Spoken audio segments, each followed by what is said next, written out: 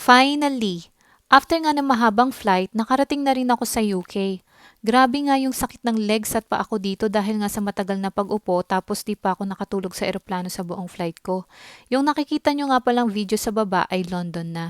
So after 2 hours sa immigration nila, sa wakas makikita ko na si Habi. Nagulat nga ako dito kasi di ko ine-expect na may pa-flowers at banner si Habi Doves.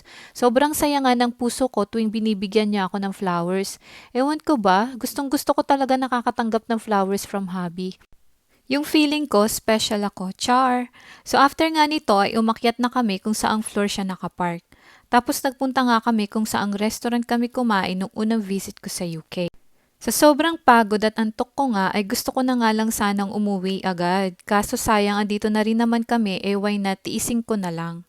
Paulit-ulit ko nga tinitingnan yung flowers na binigay ni Habi. Gandang-ganda kasi ako, ang colorful. Pagdating nga namin sa restaurant ay in-order nga namin yung same food na kinain namin dito nung first time ko sa UK. In fairness, ang sarap ng pancake nila dito, American breakfast.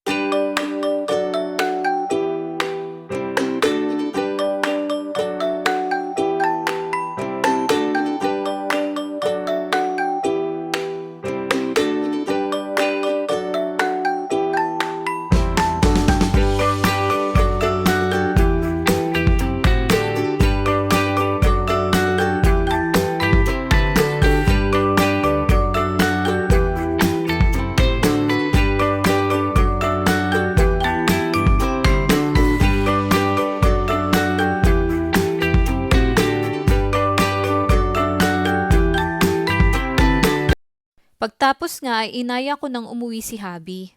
Super antok na kasi talaga ako, so ayun, habang pauwi na kami at malapit na sa bahay, sabi niya nga sa akin ay mag-video daw ako. Little did I know, may pa-surprise welcome banner pala silang ginawa. Grabe, di ko in-expect na to the highest level nga ang effort ni Habi Davi with the help of his lodger. Shout out to Dean! Thank you for helping my hubby! Tapos, sabi nga ni Habi ay buksan ko nga daw yung pinto. Kaya naman, binigay niya sa akin yung susi. Napasigaw talaga ako sa gulat dito kasi may pa-balloons pa pala silang ginawa, nakakaloka.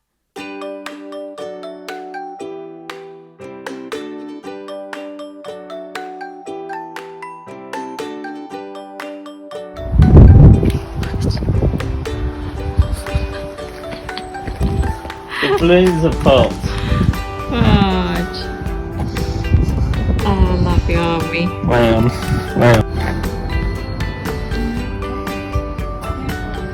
Yeah. My wife's first time getting that. Just.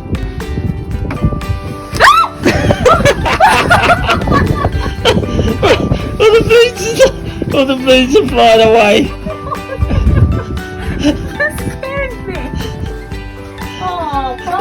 The balloons are flying away. You will have to. You will have to. I'm so happy.